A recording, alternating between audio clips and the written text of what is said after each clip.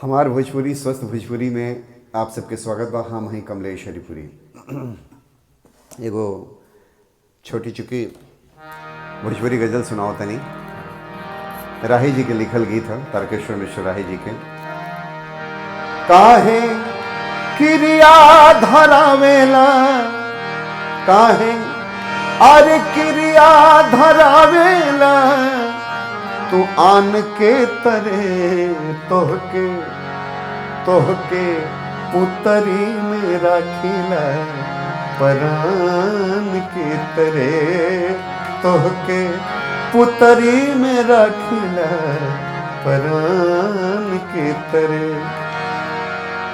आगे सुनी कि कौनो बतिया दुलार के जो पूछीला कबो, ए जी कौन बतिया दुलार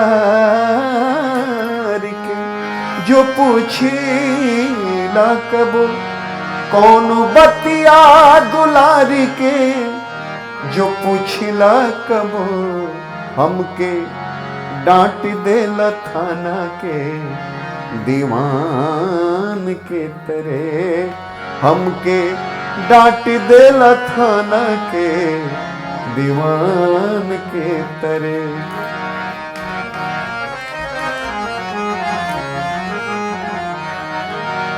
और आखिर के लाइन सुनाओ तनी, बीच में और ही वाले लेकिन आज आखिर के लाइन सुनाओ तनी। राही रद्दी अखबार जैसन जाने ल हमें,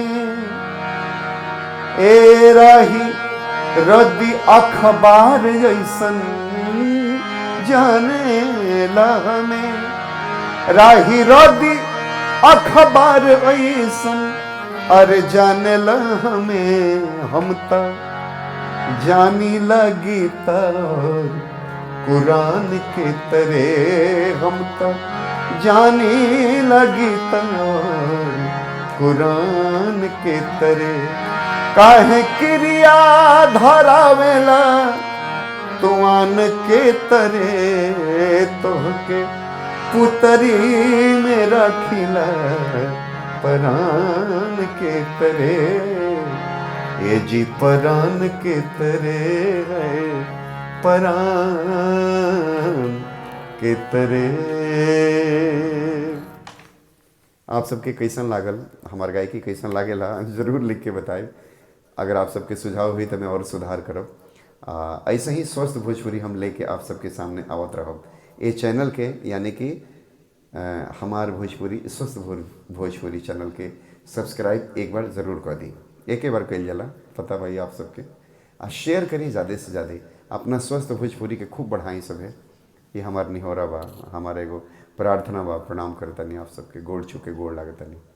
बहुत धन्यवाद।